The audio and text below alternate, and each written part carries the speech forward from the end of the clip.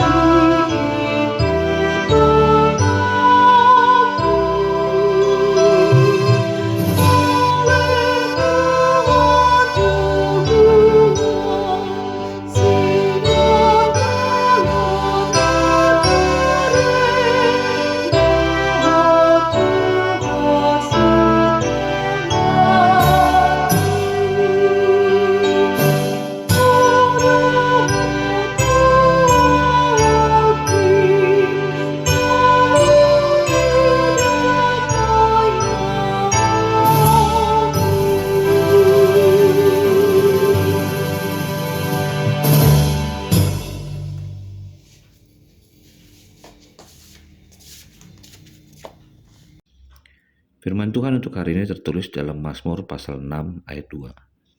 Ya Tuhan, janganlah menghukum aku dalam murka-Mu, dan janganlah menghajar aku dalam kepanasan amarah-Mu.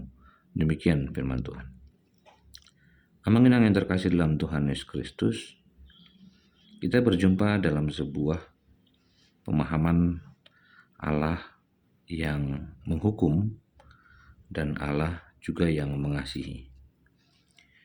Satu ungkapan pemazmur tentang pergumulannya yang seringkali kita berada pada kondisi takut, lemah, tak berdaya.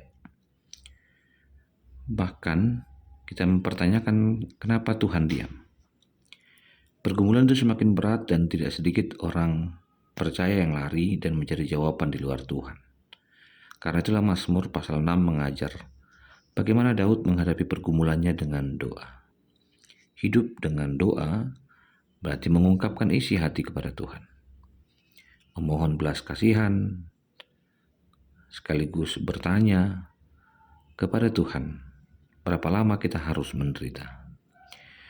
Pemahaman seperti ini bukanlah pemahaman yang gampang.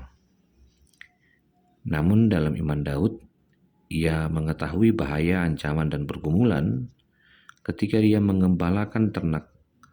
Ancaman binatang buas selalu mengintai. Bahkan dikejar oleh Raja Saul yang ingin membunuhnya. Setiap malam ia meratap, mengenangi peristiwa yang telah dihadapinya. Dan Tuhan meluputkan dan menyelamatkan. Daud mengingatkan kita seberat apapun pergumulan, hanya Tuhanlah yang mendapatkan dan memberikan kepada kita kelegaan. Artinya Tuhan menjanjikan bahwa hidup tidak selalu mulus, aman tanpa masalah, tapi Ia berjanji tidak akan membiarkan. Karena itu mari kita merendahkan hati dan memohon belas kasih Tuhan, serta pengampunannya, supaya pergumulan dan pencobaan itu mengarahkan kita kepada evaluasi diri dan mengingatkan kita tuntunan Tuhan yang bergantung kepadanya. Percayalah pertolongan Tuhan tidak akan pernah terlambat, dan inilah yang membuat kita kuat sebagaimana Daud diberi kelegaan dan keyakinan bahwa pertolongan Tuhan akan selalu hadir dalam kehidupan kita. Akhirnya saya ingin mengatakan kepada kita, pengharapan bagi yang terluka, yang memohon ampunan Tuhan adalah pengharapan yang benar-benar mendekatkan kita kepada keputusan untuk menguatkan diri dan orang lain.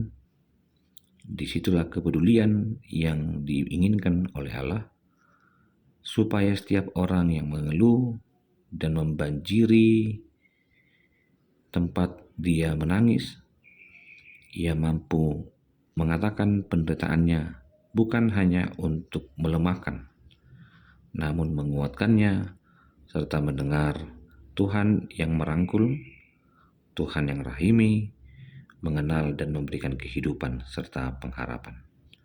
Pengharapan kita hanya kepada Tuhan, dan biarlah isi hatimu diketahui oleh Tuhan. Niscaya hidup yang berpengharapan, kuat, optimis, dan semangat mampu kita jalani di tahun 2025. Selamat beraktivitas. Tuhan mengasihi kita. Terima kasih Tuhan untuk firman-Mu. Kami boleh hidup di dalam anugerah-Mu. Kasih anugerah dari Kristus Yesus, kasih dari Allah Bapa, dan persekutuan dalam Roh Kudus memberkati-Mu dan menyertai-Mu. Amin.